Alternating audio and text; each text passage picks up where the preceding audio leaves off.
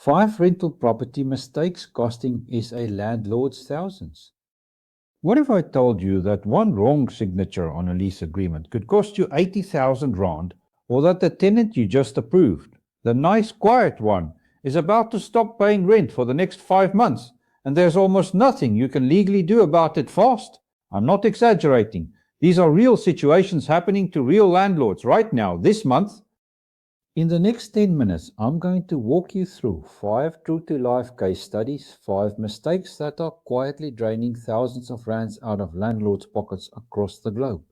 Some of these mistakes you've probably already made without realizing it. Stick around till the end because case study number 4 is the one almost no landlord thinks about until it's too late. Let's get into it. If you're new here, welcome. This channel is all about helping landlords and property investors protect their income, avoid legal landmines, and actually make their rental property work for them, not against them. If that sounds like something you need, hit subscribe now because I post a new video like this every week, and trust me, the mistake in case study 3 has probably already cost someone you know. Alright, case study number 1. The deposit disaster. Meet Peter, not his real name, but a very real situation. Peter owns a 2-bedroom flat in an upmarket area. When his tenant moved in, Peter did what a lot of landlords do. He took the deposit, put it straight into his personal check account, and used part of it to cover a plumbing repair before the tenant even moved out. Sounds harmless, right?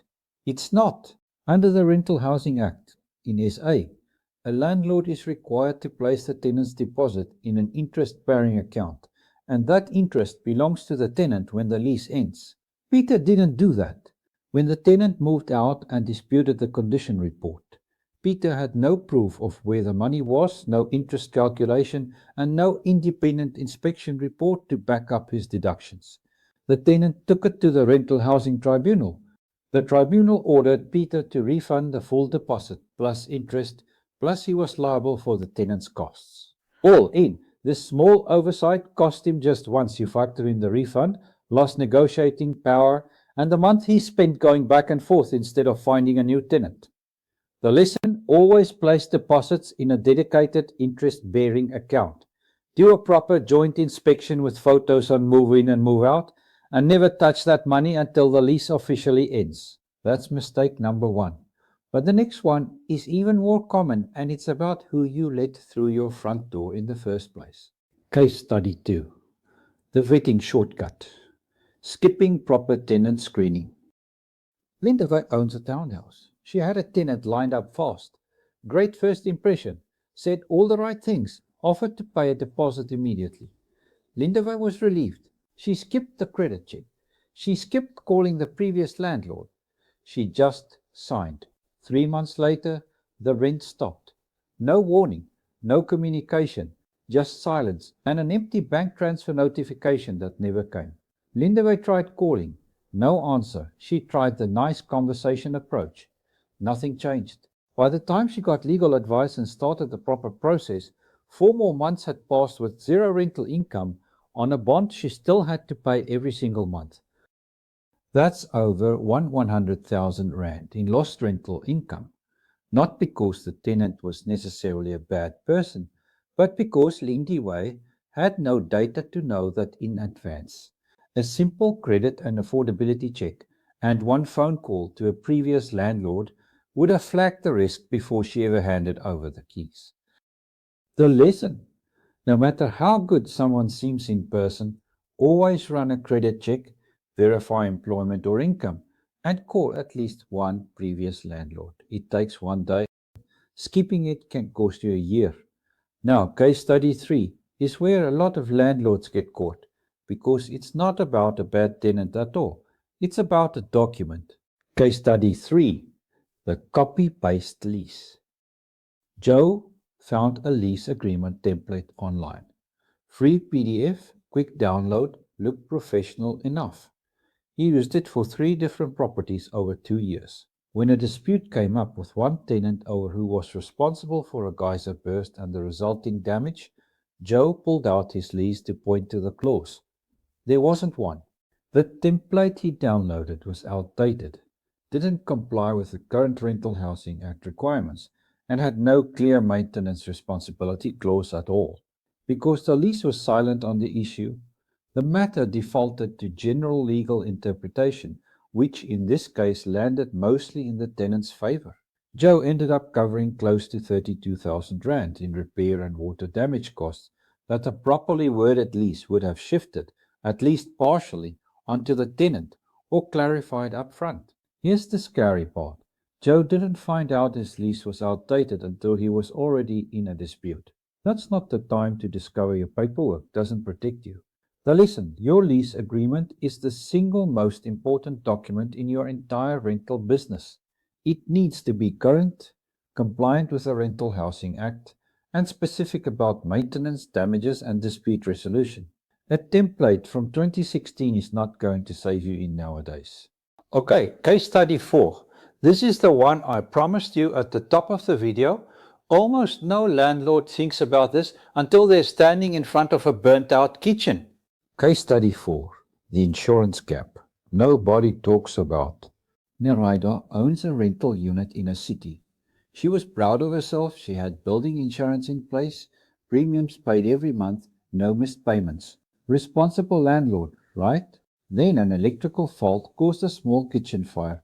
Damage was contained. Thankfully, nobody was hurt. The building insurance paid out for the structural repairs. But here's what Nerida didn't know. Her policy did not include loss of rental income cover. While repairs took just over 2 months, she received 0 rent, but her bond, rates and levies didn't pause for a single day. Between the lost rent and the insurance excess she still had to pay out of pocket, Nerida was down close to 31,000 Rand, on top of the stress of the fire itself. Most landlords check, do I have insurance? Almost none check, does my insurance cover me if my property becomes unrentable for months? That gap is where the real financial damage happens. The lesson: read your policy specifically for loss of rental income cover, not just structural cover. If your insurer can't confirm it in writing, assume you don't have it. And now, the final case study, and honestly, this is the mistake I see most often, because it comes from a good place. Landlords trying to be fair. Case study 5. The DIY eviction. Stefan had a tenant who stopped paying rent after 4 months. Stefan was frustrated, understandably. So one weekend while the tenant was away, he changed the locks and moved the tenant's remaining furniture into storage.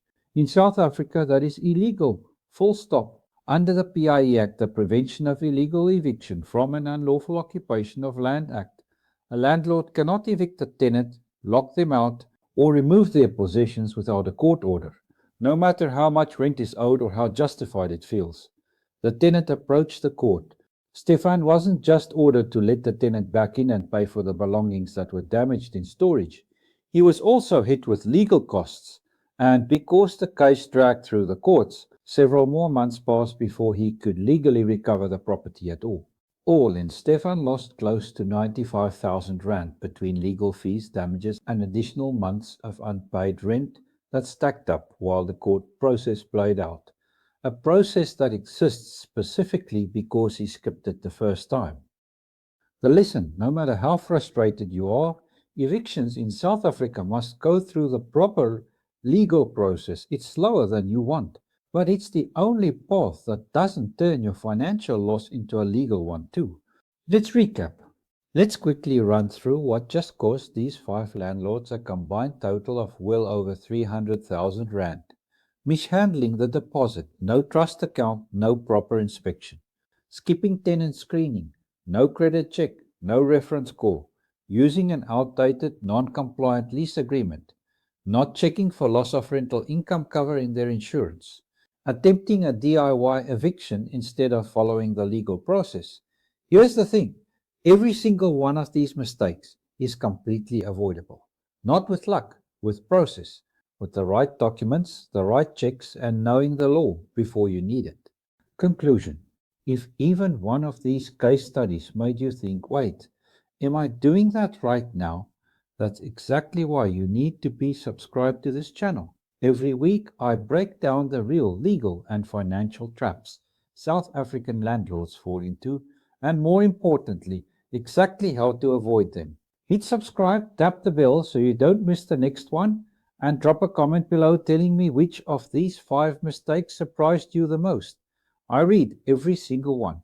And if you want to go deeper on any of these 5 topics, deposits, screening, leases, insurance, or evictions, I've got full videos breaking each one down. Links are right there on screen and in the description. I'll see you in the next one.